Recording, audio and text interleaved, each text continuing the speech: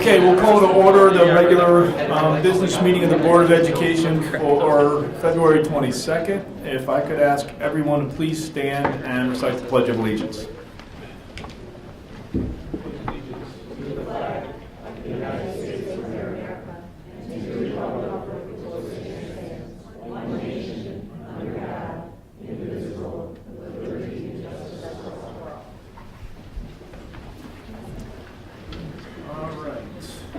Roll call, please. Stephen Arthur. Here. Jim Batson. Alex Delapo. Here. Matt Purdy. Here. Scott Luce. Here. Carolyn Lundstedt. Here. Ellen Mauer. Here. Okay, so we note Jim Batson is absent for the record, at least for now. All right, our agenda today, we'll have some student recognition, I see. Nothing really from the president's report. We'll have updates from our student and school board representatives, superintendent's report. We'll then open it up for public comment. Anybody who'd like to speak, I would ask anyone speaking from the public to limit your comments to 3 minutes, please. We'll approve the consent vote agenda, which was reviewed earlier in committee, earlier this month in committee. Updates from program and personnel, facilities and finance. Nothing from property tonight, right, Steve? I don't believe there's anything from IASB. And Karen, anything from CETO? Okay. And then we will convene an executive session after the meeting this evening. No action? No action. No action being taken. Okay. Questions? All right. Student recognition. Well, we're going to start with the best part of this meeting with our student recognition, and Dr. Scott is going to introduce our first group of students. I hope most of you in the audience have had a chance to see the LHS dance team, either at a football game, a basketball game, or in their IHSA competition series. I know we have one board member who has probably seen every one of their competitions, right? Yes. We are very proud of their showing in the state series, as this year they came in 3rd place.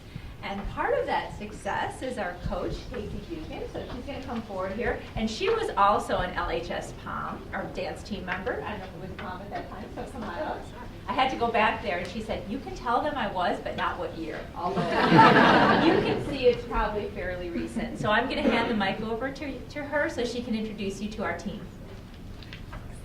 And I'm going to ask the team to come up and stand as I talk a little bit about their season. Come on up, girls. And their accomplishments.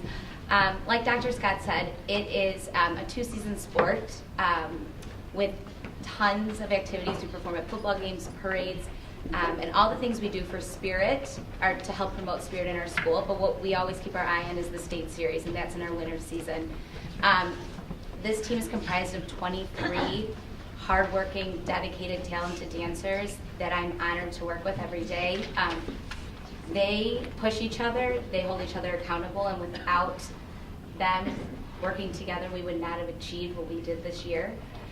Just to give you a little bit of context about our season, we start competing in November, almost every weekend, and we use the feedback from the judges and our scores to adjust and change and clean and perfect our routines, and then we ultimately take one routine to sectionals. Of 84 teams in 2A, only the top 30 advance. We were fortunate enough to be in the top 30 in our sectional, but we were also the sectional champs, which was a huge accomplishment. From there, we went on to the state series, and there are 30 teams that make it down. You have to place in the top 10 to make it to the finals. We did place in the top 10, and we were 4th ranked in prelims by 0.02 of a point behind 3rd. And we came back the next day and jumped 2.5 points and beat out that 3rd place team in prelims to get our 3rd place finish. To say I'm proud of these girls is an understatement. They've worked incredibly hard since the fall season and even in the summer to accomplish their goal, and they did it. So as I'm going to announce your name, please step forward and give a little wave. And I will give you a certificate after the picture. Senior Mary Ahern. Junior Abby Arnold. Senior Darby Burrows. Junior Catherine Crandall. Junior Kirsten Dress. Junior Amy Dykstra. Sophomore May Fisher. Junior Ashley Junkins. Junior Breezy Listman. Senior Captains Kristen Luce. Sophomore Stephanie Luce. Junior Michelle Nee. Junior Maddie Norris. We're halfway there. Senior Kat Pong. Senior Nina Ryder. Senior Nellie Richardson. Senior Kelsey Schweiger. Senior Stephanie Thomas. Senior Captain Nikki Westfall. Junior Shelby Wilson. Sophomore Megan Wolter. Senior Captain Emily Yates. And Senior Kelsey Zieminski. Thank you so much for honoring us tonight. It's a pleasure to be here. We'd like to take your pictures. Do you want to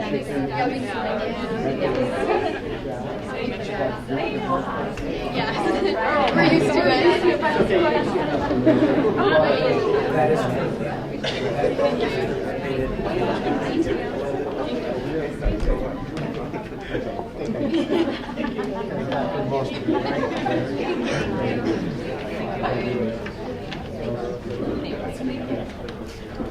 All right, so I know you guys can practice smiling, but if you smile on here one more time, okay?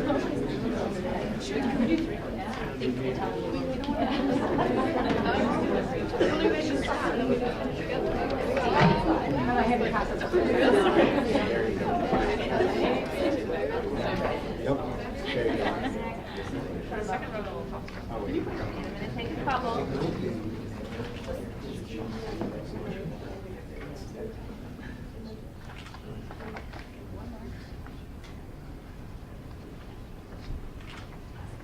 Thank you. Thank you.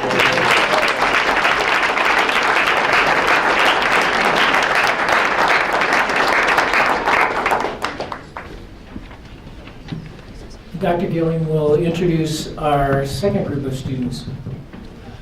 Well, good evening. So congratulations to Libertyville Dance. Of course, that is now an IHSA athletic event, but anyone who's been around the district for any time understands that we also excel in the performing arts, and that is especially true this year. And tonight we honor our all-state musicians and our all-state theater students from both Libertyville and Vernon Hills High School. I've been fortunate enough over the years to see several events here at this high school in my days at Libertyville, and we just recognize the excellence that these students exhibit in the performing arts here in the district. So there are a lot of adults that pour energy and time into the lives of these kids to help them reach these levels. I know not all of them are here tonight, but we want to invite two of the gentlemen up who lead these departments. Dustin Helvey from Libertyville High School and Drew Russell from Vernon Hills. These guys are going to come up. These guys will introduce both students from both schools. Good evening. Just a little bit about our theater students that we're going to honor tonight. The Illinois High School Theater Festival is the oldest non-competitive high school theater festival in the world. And in addition to having 4,000 students, directors, teachers, exhibitors participate in this, one of the highlights of the festival is the All-State Theater production, which is a show that auditions from the entire state, and students are chosen for the crew and for actors as well as musicians. And we have representation from both schools for this year's production of Rent. So from Libertyville High School, we have two students, Anna Denoya and Anthony Malunas, who are both in the cast.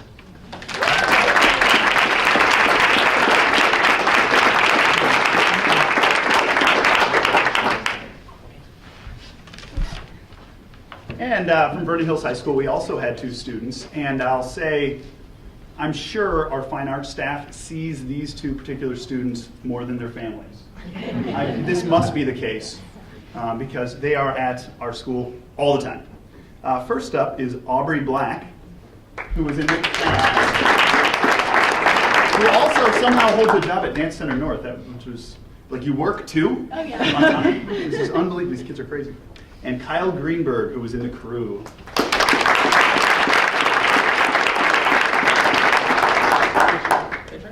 Just some pictures. Want to do LHS? Do you want to do a district or? Want to do a district? District. I think that's great. Thank you. Well done.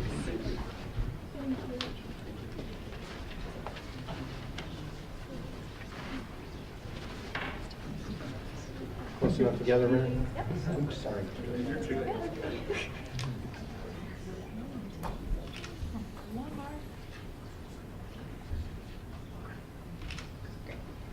Good job.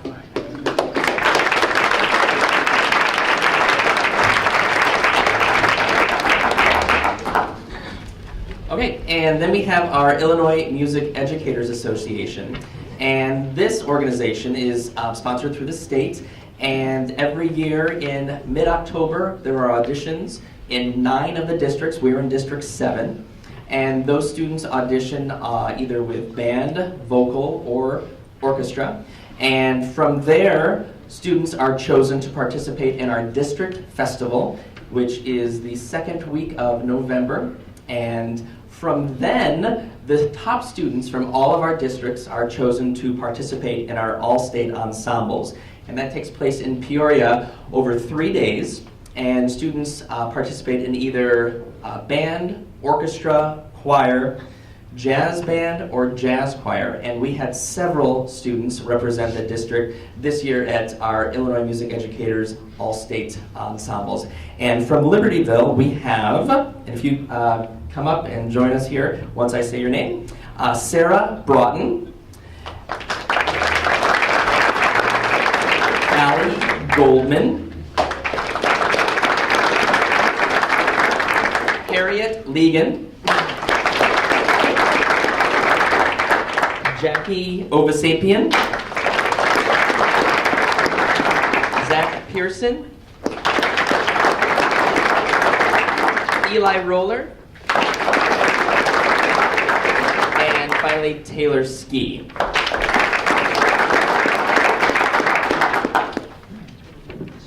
And next up, we also have several musicians from Vernon Hills High School. And on behalf of the music staff, I want you guys to know we feel unbelievably fortunate to get to the opportunity to work with the kids that we have in our music department. We know we have it good. We know there's a lot of talent in that department, and this is just another indicator of that. All right, so come on down when I call your name. First up, Stephanie Bonito, Ariel Shaw, Scott Kinnear, Zach Kurtzenberger,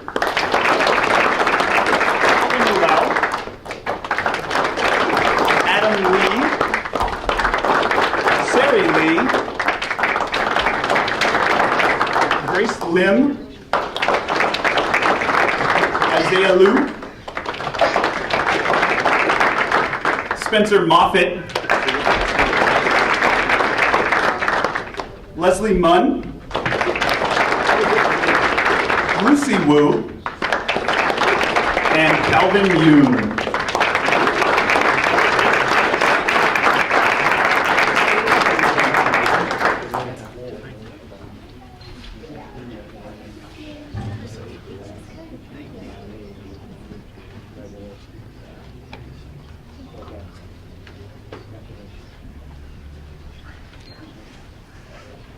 Okay, so let's swing the half moving a little bit this way. So you're right.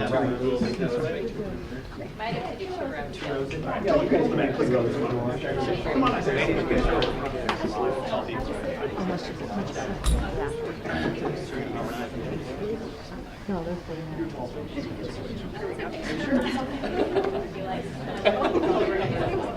It's okay, she can get us all. Pretty sure.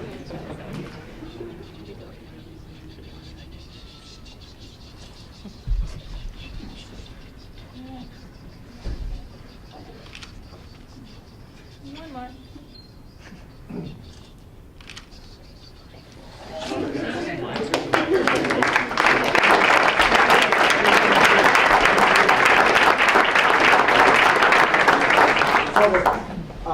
we finish, I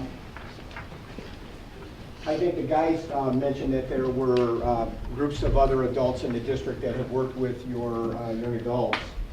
And we wanted to let you know that we know that all of the parents and the families in the room have made significant sacrifices in support to your young people so they could be as successful as they could be.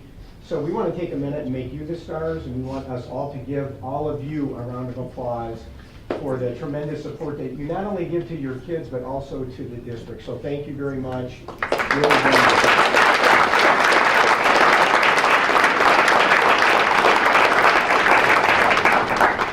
And I think Pat's going to tell you, if you want to stay for the board meeting, you're welcome.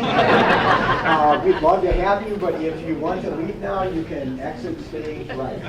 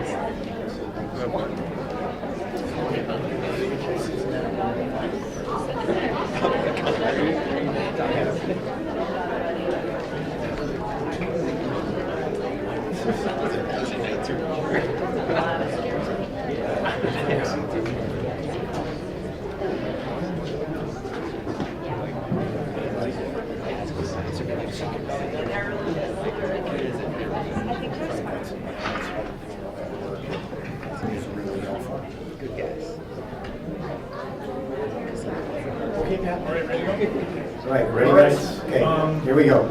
So we'll have our update from our school board members. All right, so we're going to start with Vernon Hills. So we would like to commend several of our art students who have been recognized in the Midwest Scholastic Competition. There are 3 levels of recognition, which is the honorable mentions, silver keys, and gold keys. The gold key level advances to the national judging level. So we had 9 students who received an honorable mention, 11 who received a silver key, and 8 who received a gold key. Those who received a gold key were Yulia Boyarsky, Joy Layton, Alyssa Pasternak, Iyun Soon Kim, Rebecca Ackerman, Zahara Nadim, and Ryan Pristinas. And also I was given the honor to achieve a gold key as well.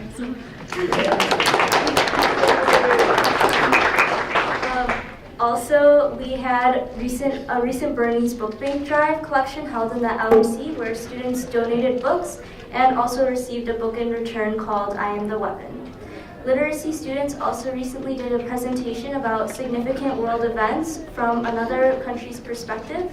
And we also had our history fair on February 4th through 5th, where current U.S. history students were able to display their research projects.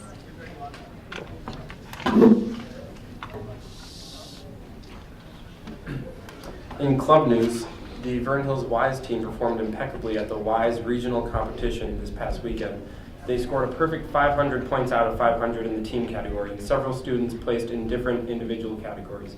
Seniors Ali Spence, Isaiah Liu, Ryan Curtis, Jeet Nair, Lucy Wu, Nikki Chakrabarty, Aiden King, and Tommy Malanchik. And juniors Aparajitha Adaraju, Kishore Iyer, and Harjas Manga all took various first through third place finishes in every category, which includes math, English, physics, chemistry, biology, computer science, and engineering graphics.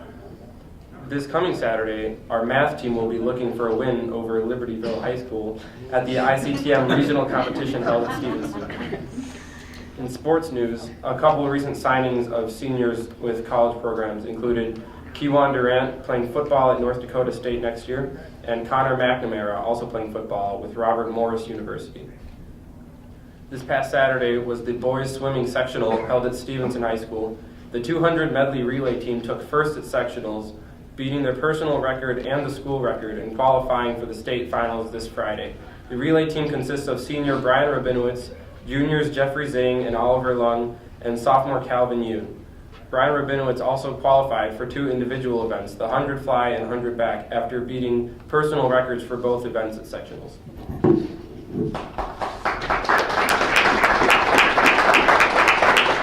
In student activities for Student Council, we just had our second Winter Fest, which was our casual winter dance, and it was a large success.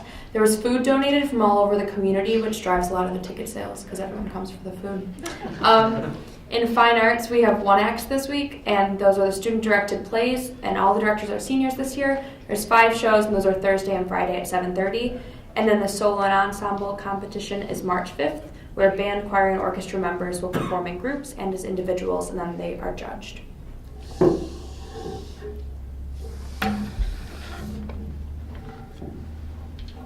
Okay, so for LHS academics, we have the LHS WISE team result, and it achieved 2nd place in the Illinois Academic Challenge Regional Competition at CLC last week, like Vernon Hills mentioned, and students took tests in biology, chemistry, physics, math, English, computer science, and engineering graphics.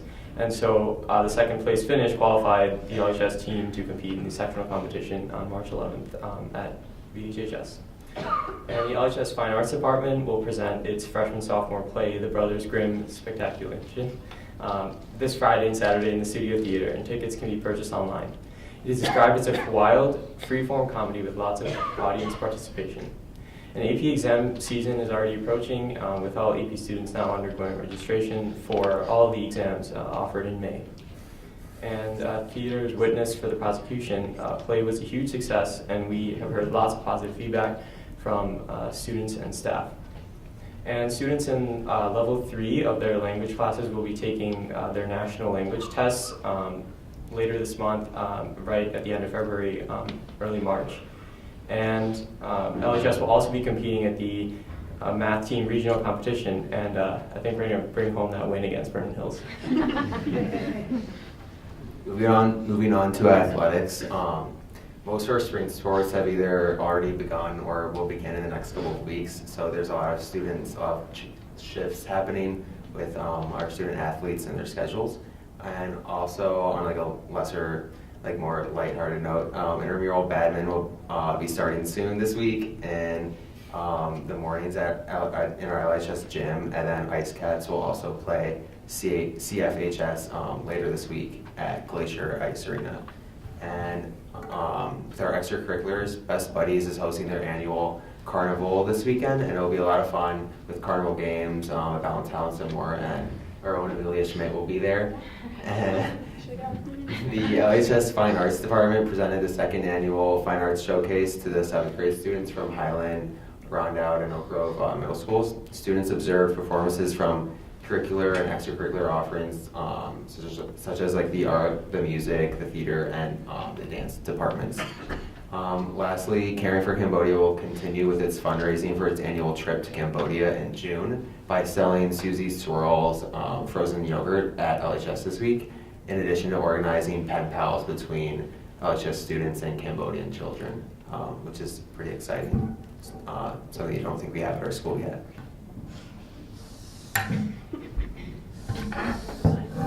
Thank you. Oh, no, thank you. Okay, so I'm just going to be talking about student council and specifically the turnabout dance that we had this past weekend. So I know all the students really enjoyed it this year. The theme was out of this world. And on Friday, we had an assembly that was all black light, so everything glowed like neon and white, so that was really cool to see. And I know our POMs and cheer team and then some junior student council members they all did really awesome dances and stuff in the black light that looked really cool. And then at the dance, there were black lights too, that was awesome. We wanted to say congratulations to Riley Lees for being voted as our Turnabout King. Close to 1,000 students attended Turnabout, which was the highest turnout for our winter dance in school history, which was really awesome. And then during the week, our Select 16 boys were able to go to Oak Grove and read to the elementary students as mystery readers. Now that Turnabout's over, Student Council will begin to focus most of its efforts on the annual Color Run this May that will benefit a local charitable organization or foundation. The charity is going to be chosen on Wednesday, and they're choosing between a children's hospital, a local foundation that deals with brain cancer research, and a charitable organization focusing on Veterans Affairs. So I'll let you know what it's going to be. Very good. All right, thank you very much. Superintendent's report. Okay, as we say every month, hard to believe, but there's actually more good news than we've already had tonight. You've already heard a little bit about the VHHS WISE team and the LHS WISE team, and a little bit about this running rivalry in math that we have between LHS and VHHS. But what the community may not realize, we do because we get the reports all the time, but year in and year out for about 10 years, the two schools have been in the top 3 or 4, and often 1 or 2 in the state. They compete in different classes, and there have been a couple of years along the way where we've actually been double state champions. So we really, really do well in math and sciences, and so we really want to take our hats off to that little local rivalry that we could probably seriously sell tickets to. So that's really great. The students mentioned the Midwest Region at Large National Scholastic Art and Writing Competition, but combined, District 128 had 80. District 128 students recently earned 97 gold keys, silver keys, and honorable mentions. So when you put the two schools together, again, very dominant performance by our kids. LHS Jazz Ensemble and Combo gave an outstanding performance at the recent North Shore Jazz Festival at Glenbrook South High School. Jazz 2 took second place, Jazz Combo took second place, and Jazz 1 captured a first place. Also Jonathan Groby was awarded the Music Institute of Chicago Scholarship, and Jesse Motterwell was awarded a full scholarship to the Northern University Combo Day. Jazz 1 and Jazz 2 are directed by Tim Barkley and Matt Karnstedt, respectively. The following LHS students were named February Students of the Month: James Clavey, John Freeberg, Peter Dankelson, Eloise Hides, Bailey Latka, Sydney Donovan, Katie Waldvogel, Brendan Ratton, and Grace Bloom. The LHS chapter of Mu Alpha Theta, the National High School Mathematics Honor Society, recently inducted 15 new members. The new inductees are Maida Aja, Sarah Aurora, Spencer Bomrick, Nicole Dorsey, Luke Eddahl, Kenji Mulhall, Nikhil Patel, Jillian Ruff, Fabian Schlicht, Hannah Smith, David Stone, Min I Tan, Rebecca Townsend, Nora Tucker, and Preston Rolstad. Rick Brenner is the sponsor of the LHS chapter. And another piece of good news about District 128, according to Niche, a national high school district and college school ranking service, Libertyville was recently ranked 9th overall in the state of Illinois, and Vernon Hills was ranked 11th in Illinois out of over 600 Illinois public high schools, which included selective enrollment and magnet high schools. The niche ranking is based on statistics, student and parent reviews, and expert insights. Ranking factors include SAT/ACT scores, the quality of colleges that students consider, student to teacher ratio, student and parent reviews, and more. So once again, although we don't seek external recognition, the important thing about this is that we continue to build on the excellence of the district. And when we get recognition like this, what it means is that more of our students are being more successful. And we're always very excited about that. So, once again, we're in the top 1.5% of all the high schools in the United States and in the state of Illinois. And we want to congratulate Marina and John and their teaching and support staffs, and of course our outstanding students in our communities for the wonderful support that you give our two schools. It's really a credit to everyone, and as we've often said, over the last 15 years we've gone from very, very good to excellent to elite high schools, and that's a result of all of the pieces that need to be in place working together to help more students be successful. So congratulations to the community and to everyone involved at both high schools. So that concludes the good news. As the community may know, over the past several years, in doing our financial analysis, the board has identified several long-term capital project needs in the district. We've had much discussion about those projects and how we might be able to fund those projects moving forward. We've spent a lot of time looking at the uncertainty at the state level right now, which is certainly concerning, and some of the tools that they may be looking at that may impact us locally and across the state once they actually do get a budget in Springfield. And the other piece is some uncertainty in North Chicago, which I'm going to speak to a little bit later. And balancing all that out, a couple of years ago, the board gave us some initial authorization to begin doing some very tentative development work on 3 potential major capital projects in the district. Number 1 is a new swimming pool at Libertyville High School. Number 2 would be a second gym at Vernon Hills High School. And the third would be someplace down the line, repurpose the current pool at LHS once we open the new pool and use it for some other needs that we have in dance, cardio, weights, in areas to be determined, and to continue to develop the front part of the property at Libertyville High School. In addition, the board is actively working to procure additional properties across the street next to the nursery field. We already own 1 double lot there that we took a house down on several years ago. We purchased another house toward the end of last year. And we'll be looking at bringing that down at some point in the future as we have opportunities to procure that property long-term, and maybe after we're all sitting at the table. When we can get the rest of that property, it can be used for other development purposes at Libertyville High School, since we cannot go behind the building any further because there's a little body of water there called Butler Lake. So really landlocked, as we know, at Libertyville High School. So to fast forward, we've had a couple of committee of the whole meetings recently, which are work sessions for the board. The first session about a month ago, we did another deep dive into our finances and our modus operandi that the board has really had for several years now is, in essence, that we have to operate within our means. So our expenses need to match our revenues, so long-term we are not taking our reserves down.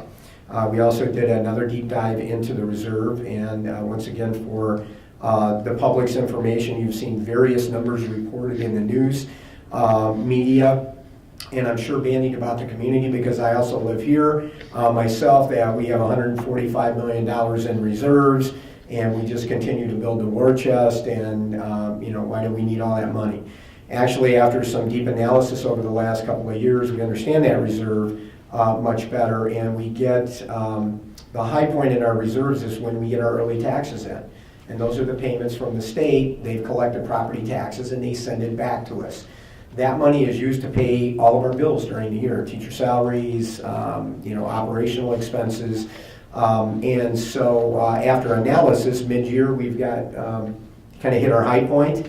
And then by the end of the year, we have roughly $80 million in reserves, which is around 100% of our budget. The board has spent a lot of time recently talking about what comfort level we have for kind of a percentage of reserves that would give us enough cushion to guard against some uncertainty at the state level, not only now but in the future. And so we're going to continue those conversations. So that was the purpose of the Committee of the Whole meeting a couple of months ago. We like to go have a Committee of the Whole meeting where we can just focus on finance and other issues to deal with. And those are always good sessions for the administration and the board working together. A week ago, we had a Committee of the Whole on major capital projects, and as the board asked us to prioritize the projects, the first priority is the LHS swimming pool. We believe that's by far our biggest need. And we've appointed a committee as mostly school people and one community person who has really worked for a number of months at looking at options, possible options for the pool. And I want to caution that the board has not approved the building of the pool nor the specific pool that would be built there and the amount of money that they're going to be able to allocate. But after a very detailed presentation and question and answer session with a number of folks that have worked with us on the pool at the last meeting, there was a recommendation from the Libertyville and district administration that we look at a 50-meter pool design that we believe we've been able to squeeze down to a point. It still may be able to be kind of value engineered a little bit more, but it was a number that was in the ballpark.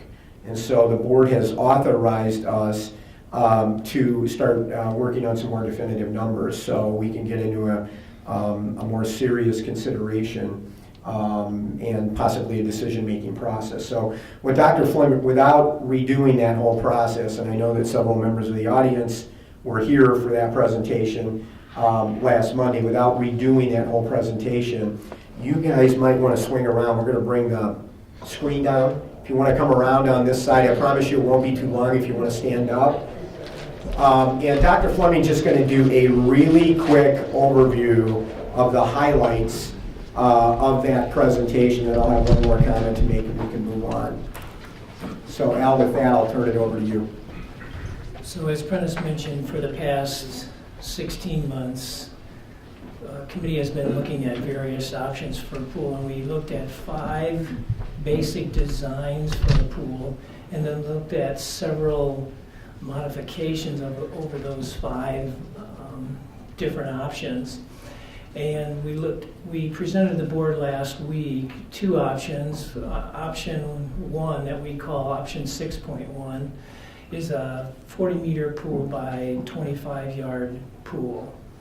And then option 2 is 7.2, and that's a 50-meter pool by 20 yards wide.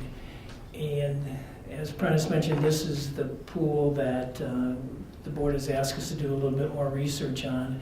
And if you go to the next slide, Bo, there's several significant advantages to 7.2 that I won't read through the list there, but it provides additional space for teaching and for competition. So there's some significant advantages to 7.2.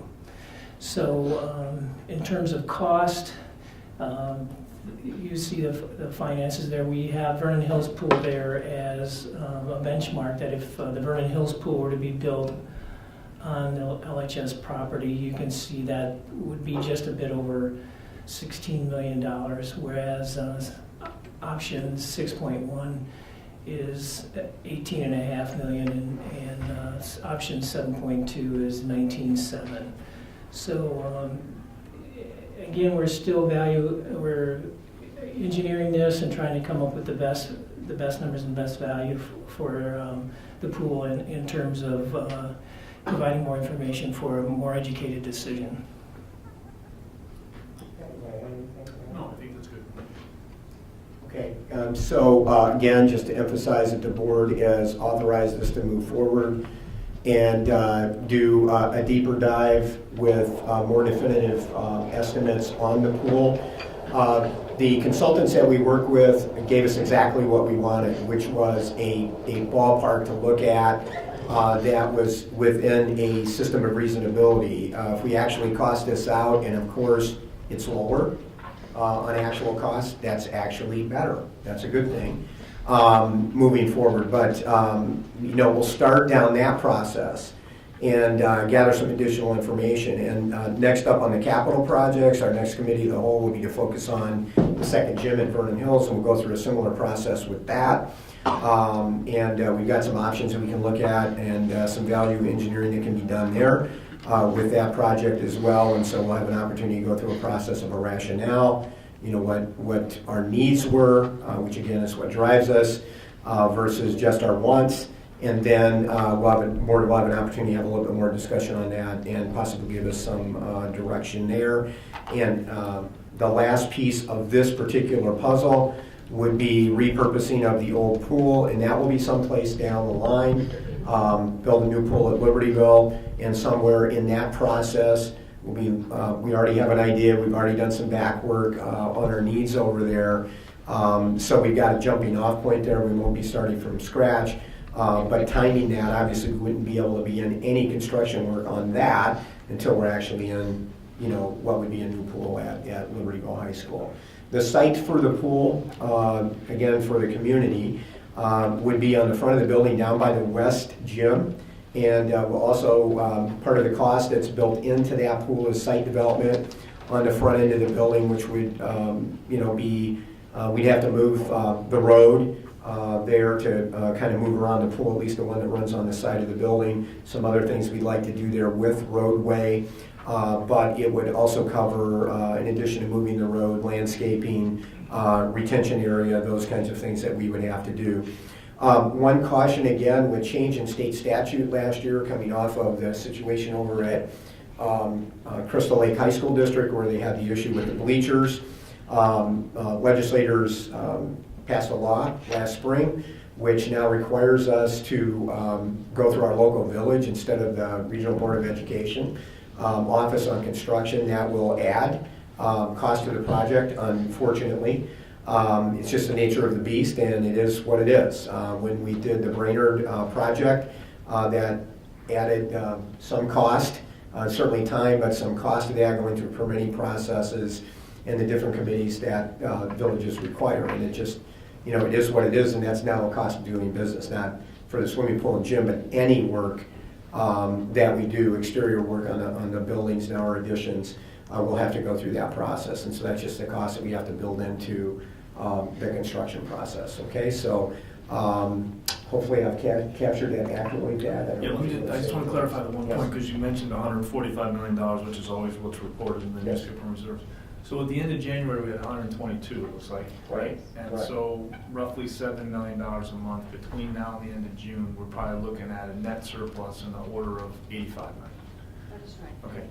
Oh, maybe we'll make that kind of the tax revenues that we. I understand we won't actually see 85 million because we'll get the early taxes for next year, but if we really just kind of looked at, right now, we don't honestly, I mean, we have taxes to pay the rest of the year's expenses, but if you take today's, or end of January's fund balances, if you subtract out the remainder of this year's budget, about $35 million, we're really looking at a surplus that's probably a lot closer to 85 million than it is 145. So I just want to make sure. We have more people present tonight than we've ever had for a budget presentation, just so I decided to. Spread the word. Okay. All right, any other questions from the board on that? Again, quick overview, quick summary of a 3-hour meeting, very detailed. We want to thank the pool committee who helped to work on this, and we want to thank the consultants that also worked with us on this, and the board's patience as we developed this process, and it will continue to move forward from here, and we'll see where that takes us, okay? All right, next on the superintendent's report tonight is, actually I skipped this, the board, you'll know you have 4 FOIA requests in your board packet tonight. And then, Mark, do we have any additional Brainerd property updates at this point? Tomorrow we meet with the Regional Office of Education, do an inspection for a final occupancy of the property. What was the latest on the pads? That came up the other day, right? Did we talk about that? Yes, and just to highlight, thank you, Pat, for reminding me of that. Just to highlight, we have a limitation of space there. We have a 100-yard football field. Fits in there perfectly, so we didn't have to go 90 yards like the old field that the Bears used to play on at Wrigley Field back in the day. I'm certainly dating myself, but I see some nods, knowing nods from some people at the table before they started playing at Soldier Field. And we have some space limitations there, so we do have a 100-yard field there, which is big enough for football, and certainly will handle soccer and lacrosse. Width is great, as we know. But because of the configuration of that property, we are squeezed on between the end line behind the goalpost and where the fence goes. And we only have about 10 yards? 10 feet of space. Yes, 10, of course, 10 feet. 10 feet of space there. Karen initially brought up that actually there was some concern among some of the citizens that that might not be enough of a crash space, so to speak, if somebody was running through the end zone. So we all went out there, I think Bryant, Mark, we've all been over there and taken a look, and there's no way to expand that field further on the footprint that we have. So we need to take some precaution in the end zone, particularly during football games when kids would be running through the end zone. So what Mark is investigating right now is a pad system on the end zones, which will go across both the end zones when we are playing football games. And we'll have to have a conversation with the village at some point in the near future, because that's a change to our original design, but it's really driven by a concern for safety and liability, those two things together.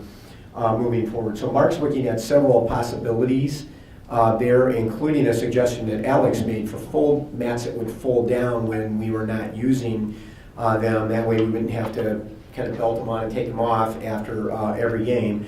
But we'd only have those mats up for football and during football season. So we do have some space here to finish the investigation, to bring some numbers forward, look at our options. But I think we all agree that it would be very prudent for us to put, padding in that end zone, given, the limited space that we have.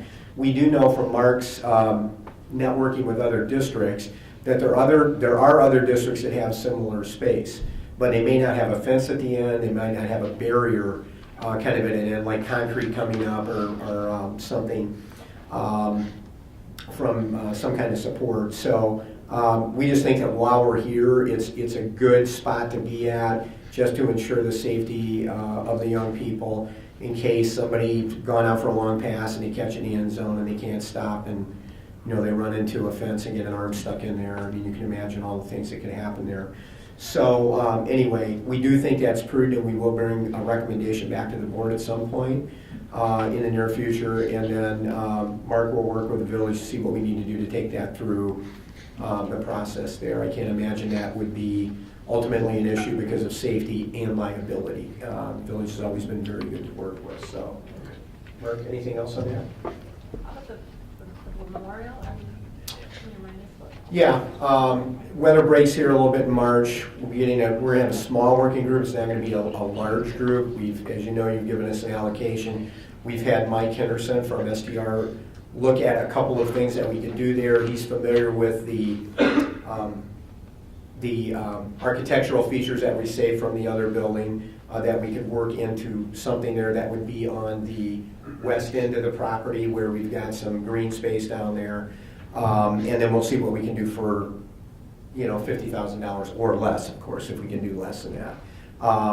We're pretty certain that we can't use everything that we've saved because we did save a lot, but we might be able to work with the Historical Society here.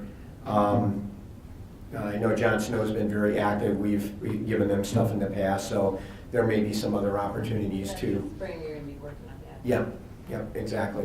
So if we can get something moving late spring, early summer, and have it ready for nice weather, that would be a great thing. So I think that's probably, Mark, I'm talking off the top of my head here, but I think that's probably a reasonable place for us to be. It won't be super detailed construction, so we're not building a building, so it makes it a little less complicated. Okay? Anything else on Brainerd right now? Okay, just want to take a couple of minutes and update you on North Chicago. Pat and I attended a meeting today with the mayors of all of the contiguous districts that would be impacted. A couple of mayors were not able to make it today, but all of our mayors in the villages that we represent are aware of the dynamics of the situation.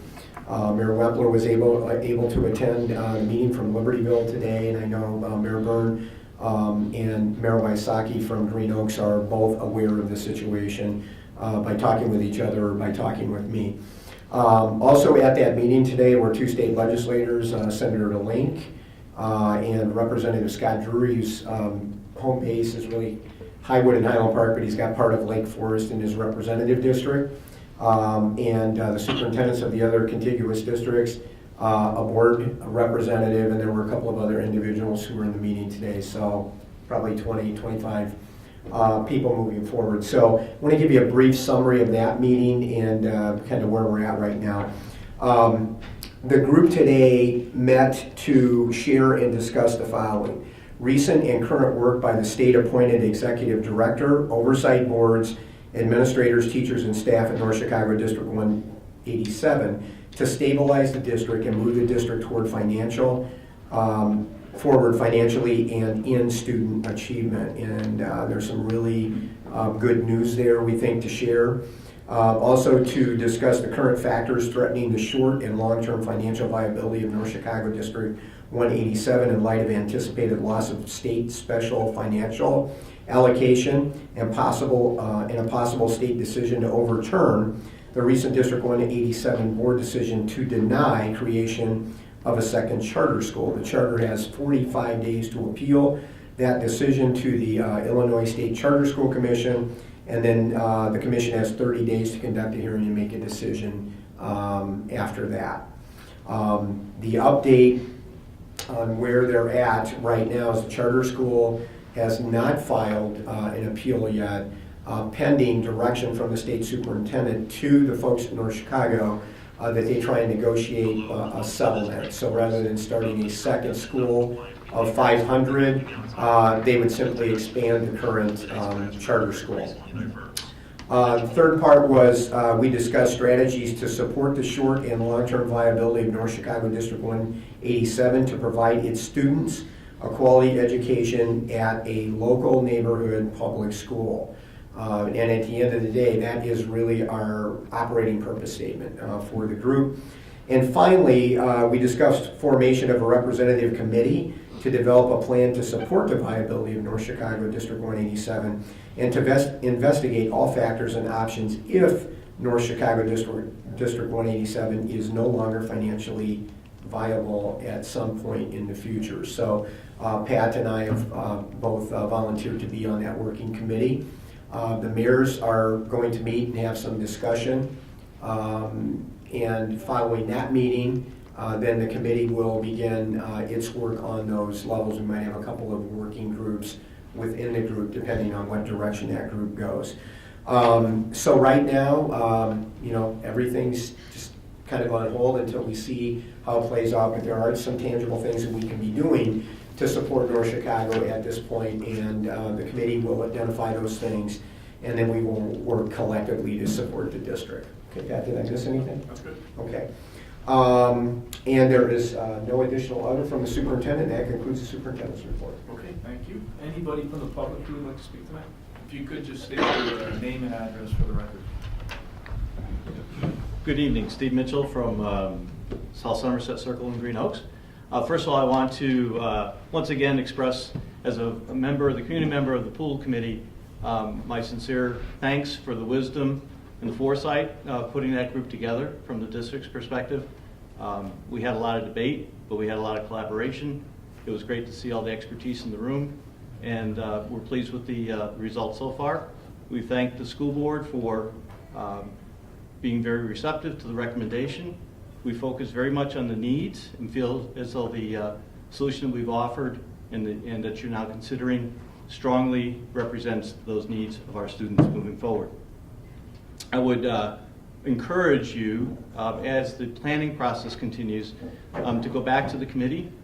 There are a lot of experts with aquatic programming that can provide a lot of practical insight to make sure that the final details work to everybody's benefit.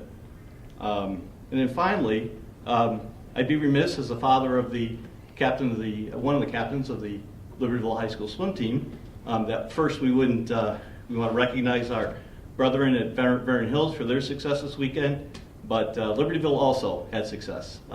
We were fortunate enough to win sectionals by 1 point over Lake Forest. So I want to recognize Noah Jamison and Eric Turner, who both qualified in 2 individual events, Nick Harrington and Sean Coughlin, who together with Noah and Eric qualified 2 relays, and Jacob Reithart, who qualified as a diver. Thank you. So Steve, we're on to state this week.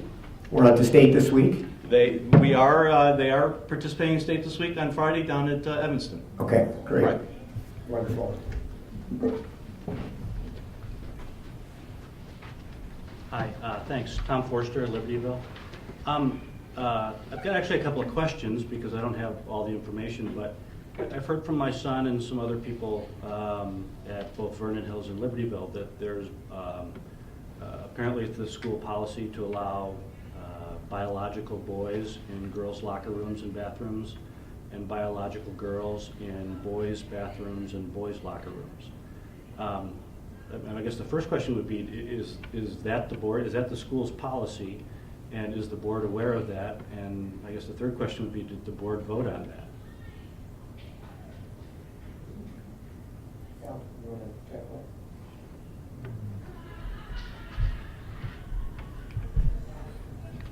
Yeah, we have a committee that is studying that. What we will do is abide by the law, and that's our commitment to our students, that we will do that.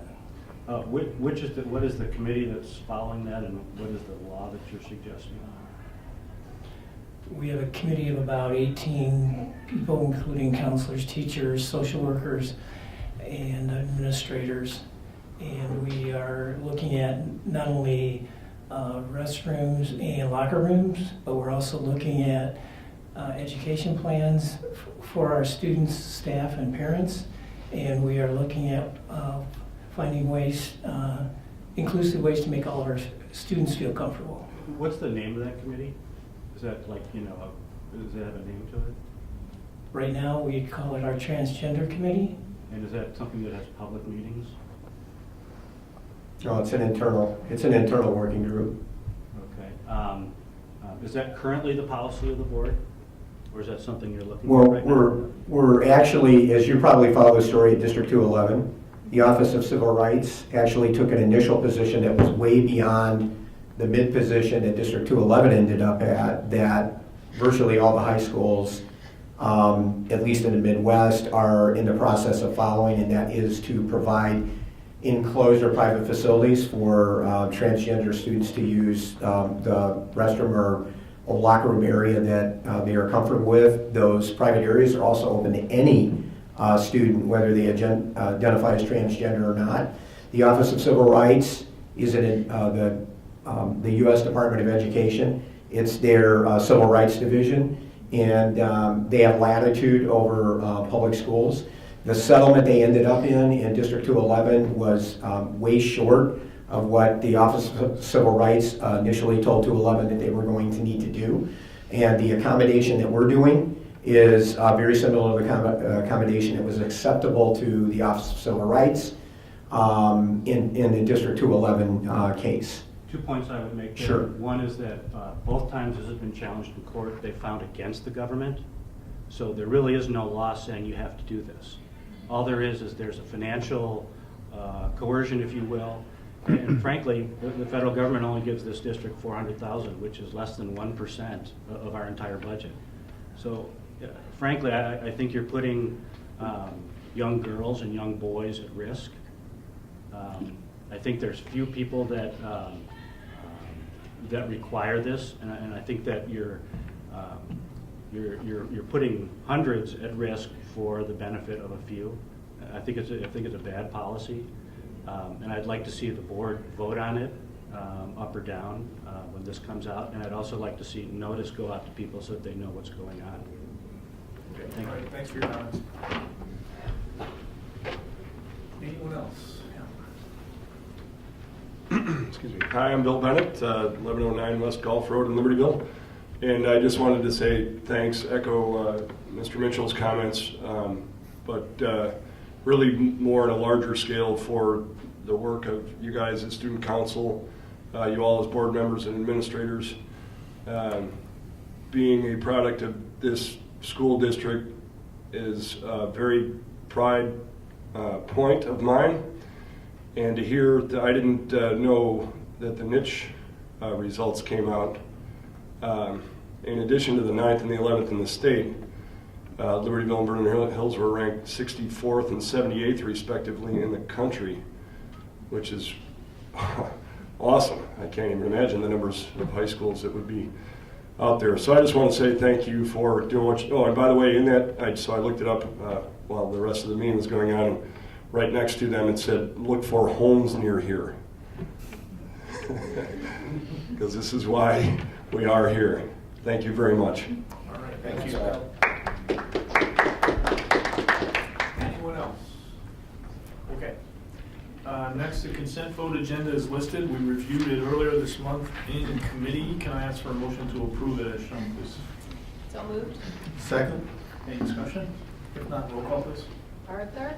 Aye. Batson? Aye. Jelly Polly? Aye. Grudy? Aye. Luce? Aye. Lundstedt? Aye. Howard? Aye. All right, motion carries. Program and Personnel Committee, Chairperson Mount. Okay, we have quite an agenda. Student fees are first. We were looking at a process in which we would combine a number of smaller student fees into one larger student fee, not necessarily more money, but just to save on some time. Al, do you have a presentation that you wanted to? Just want to emphasize that we're not raising student fees, we're gathering student fees into one fee, so students and their parents won't be charged during the school year for different fees on a case-by-case basis. So over a 4-year span, a parent would typically pay the same amount as they're paying now. But it would just be a one-time-a-year thing instead of a 6 times a year thing? Correct. Okay. Right. And the final fee is? It'll be $200 for that basic fee, for that child fee. Al, just again for the community, what doesn't the $200 cover roughly? It will not cover an athletic fee, it will not cover a parking permit, it will not cover driver's education fees, nor will it include the Chromebook fee. And those fees, and as well as an activity pass. But an activity pass, the athletic fees, the parking permit, and the driver's education fee are all optional to parents. So the basic fee or the general fee is the one that's going to move to $200 that all parents will pay. Why is the Chromebook not in there? I mean, that's, everybody's gonna pay that too. Yeah. Might just keep it simple, throw the Chromebook in and say. Well, I guess we could put it in there and call it $250, but it would.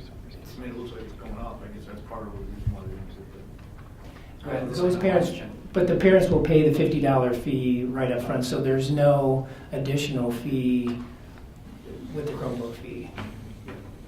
Why So in other words, make it $250. and call it. Yeah, we could do that. Okay. I mean, Maria, do you see a problem with that? Because, Yeah. because then the only thing you're missing are anything that's optional, so. Right. Sure. Activity pass, I guess, is optional, all right, so everything mandatory is in the 250? Yeah, I think last year when we introduced the fee, it was a separate fee because it was brand new for that year, but we can certainly incorporate it this coming We year. wanted to track it, wanted people to know that they had, it was there, and we wanted to be very obvious. Yeah, we're not trying to hide that fee in the basic fee, so it would be part of I think you just call out make sure you have one fee and you call out what's included in it so people understand this is all. Yeah. And I'd like to say that we did look at other districts' fees. Right. Yes. I'd like to say that we did look at other districts' fees, and we are among the lowest, so that's also. We are the lowest. Across the board. Across the board for all of our fees. In fact, I think maybe in March we should highlight that. I mean, as maybe part of my report. Our We driver's should ed throw fee that by up far on the is the screen and lowest. just do a comparison with other districts, because I don't think we all realize, you know, what a value it is as opposed to other schools. So that would make our recommendation that the fees go to $250. So I'm recommending that we repurpose our fees so that it looks like we have one general fee of $250 and the optional items stay optional. Can we vote on that or is that? That was no motion. You can do a second, then we can have. Okay. Second. Oh, you moved. Oh, I can make a motion, sure, I made that motion. I didn't know that was a motion. I didn't either, but it could be. Good. Your motion, I'll second it. Any discussion? Roll call, please. Batson? Aye. Delli Polly? Aye. Grudy? Aye. Luce? Aye. Lundstedt? Aye. Mauer? Aye. Arthur? Aye. Motion carries. Okay, and next we have ESP benefits. We need a motion to approve an increase in ESP benefits by adding 2 sick days per year for all 10-month employees and to increase the college tuition reimbursement level to $1,000 per year for any employee wishing to take advantage of that. So moved. Second? Any discussion? I was not at that meeting, so what was this one about? Want to do a quick review? Yeah, sorry, I was absent that. Our ESP committee, we studied a significant number of other districts concerning the number of sick days, and it turned out that we are at the bottom in terms of the number of sick days that we give to our 10-month employees For ESP. per year. So we're moving that up too. And actually, when you do the math on the ratio between 12-month and 10 months, moving to 12, or maybe moving it to 10 makes sense. And very few, very few of our staff get to that maximum number. But staff can use it as days for retirement in the future, so there is some interest in it in that regard. Which is kind of why balking a little bit in our current environment. Well, remember the IMRF system is totally self-funded. So it doesn't cost the district anything. Yeah, it's costing the employees. Okay. All right, any other discussion? All right, roll call please. Delli Polly? Aye. Grudy? Aye. Luce? Aye. Lundstedt? Aye. Mauer? Aye. Arthur? Aye. Batson? Aye. All right, motion carries. Okay, next we have girls badminton, and we would like to vote to make just badminton, right, not girls? Right. Or It's girls badminton. Girls badminton. We want to make it's an IHSA sport, but we are currently not participating in it. We would like to do that. So I don't know, what would the motion look like? We just move to make Make it girls badminton an IHSA sport? District 128 IHSA sport. All right, who would like to make that motion? So moved. Second. And we would still have a badminton club, as well as being IHSA for badminton. I think We would probably still for offer it. girls. But we have enough girls that want to do that, so. Yeah. This is just one comment. This has been something that the board has heard me talk about for the last probably 3 or 4 years. We've got a segment of students that may be attracted to badminton that might not play other sports. We have a very vibrant intramural or club program at Libertyville, and I think a growing one at Vernon Hills. And with the split of our going to 2 conferences next year, Libertyville staying in the traditional, original NSC with 8 teams, and Vernon Hills moving to the Central Suburban League, there are a number of schools that play badminton, so it allows our students an opportunity to compete in a similar sport, and badminton is a relatively inexpensive sport. As Marina points out to me every time I say that, it's actually the shuttlecocks that are the most expensive, because they're not playing with the little plastic ones that you get at Dick's Sporting Goods. That is a great fact to know. Yes. I will had no idea we didn't even have that. They're actually Because I playing used to with, know. the real, probably handmade ones. And rackets that are, good. But it's a great opportunity for our students. And again, we waited until we had enough interest. We wanted to put it on the table several years ago. And again, relatively inexpensive sport in terms of uniforms. We already have nets, those kinds of things. Transportation would be generally in the white our mini buses. Those types of things. I think it's real exciting because we're going to get a group of kids involved in athletics that haven't had the opportunity. Well, I enjoyed badminton in high school during my gym class days. Well, we're looking for a coach. And, I just hope Amelia Schmidt actually signs up to play on the team next year. And Amelia, I look forward to watching you compete at the IHSA level. So I'm sure we will bring home some kind of trophy. I just know it. So are we doing this at both schools then, or? Wants to remain a club, I believe. What we want to do is authorize it. Authorize it, for so the if they district. want, so Yes. John, if they want to, And they we can. will notify you when they're ready, but we want to do the authorization at both schools. Because it won't be too long, particularly since Vernon Hills is in the CSL. They have very active badminton schools down there. It'll be something we'll grow into down there. It's a cool sport. But right now it'll be Libertyville, and of course we will let you know when Vernon Hills is ready to roll.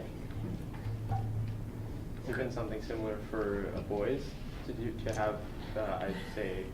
I should say doesn't have boys badminton. That is Which is actually, which is actually a Title IX, shame. a boy could go to be on the girls' team under Title IX. Yeah, so if there's a boy that really wanted to be on the team, they could. There is a can of worms. I don't have one out there. Sorry, yes, Title IX for you, 1973. Okay, so there was a motion and a second, I think, already, right? Yes. Okay. Any other discussion? Are you wanting to say? All right, roll call please. Grudy? Aye. Luce? Aye. Lundstedt? Aye. Mauer? Aye. Arthur? Aye. Batson? Aye. Delli Polly? Aye. Okay, motion carries. Okay, next we have board policies. The 9 that are listed, we went over last time with the changes. Nothing has changed from the first reading to the second reading, so I'm looking for a motion to approve all 9 board policies as listed. I move to approve the 9 board policies as listed. Second? Any discussion? Not roll call, please. Luce. Aye. Lundstedt. Aye. Mauer. Aye. Arthur. Aye. Batson. Aye. Delli. Aye. Rudy. All right, motion carries. Okay, next we have educational tour requests, and we have 13 of them. So we're looking for a motion to approve those as listed. I move to approve as listed. Second. Any discussion? Roll call. Lundstedt. Aye. Mauer. Aye. Arthur. Aye. Batson. Aye. Delli. Aye. Rudy. Aye. Luce. Aye. Okay, and next we have the employment of employees. We have some new hires and replacement hires that are listed, so we're looking for motion to approve those hires. So moved. Second? Any discussion? Roll call, please. Mauer. Aye. Arthur. Aye. Batson. Aye. Delli. Aye. Rudy. Aye. Luce. Aye. Lundstedt. Aye. All right, motion carries. And I don't know of any others, so that concludes the Thank you. program personnel. Facilities and Finance, Chairman Benson. Thank you. We have one item here to present, resolution to prepare the tentative budget for fiscal year 2017. And this is simply a request for our financial staff to begin the preparation of our budget for next fiscal year. Okay, I make a motion that we approve the resolution to prepare the tentative budget for FY 2017. Second. Any discussion, comments? Okay. Roll call, please. Arthur. Aye. Batson. Aye. Delli. Aye. Rudy. Aye. Luce. Aye. Lundstedt. Aye. Mauer. Aye. And we did have one additional agenda item, but it was covered earlier under the superintendent's report. And if there's nothing under other, anyone have any other? That concludes the, any other? That concludes the Facilities and Finance Committee report. Okay, thank you. No property, no, brief CEDAW, yeah. Just as you guys have already been notified from the public, the CEDAW Special Education District, Lake County has had another district withdraw, Fox Lake, I don't know the district, Elementary, but yeah. it's a very small district, but nonetheless, another withdrawal. Are they gonna do their own, or are they gonna join someone else? Don't know. They don't know, I'm just curious, I don't know. because I see Good more question. and more smaller districts banding together to do the same thing, and I'm wondering how big a trend it is. Well, we're gonna see that. Yeah. We're gonna find that out. Okay. Is that okay? That's it. Okay, thanks. IASD, nothing, Rachel? Nothing? Okay, all right, that's it. So, can I have a motion to convene executive session? So moved. Actually, it's for employment of employees, 5 ILCS 120/2C1. So moved. Okay, second. Second. All right, roll call, please. Batson. Aye. Delli. Aye. Rudy. Aye. Luce. Aye. Lundstedt. Aye. Mauer. Aye. Arthur. Aye. Okay, motion carries, and as I mentioned, no action will be taken after the executive session tonight, so good night, everyone.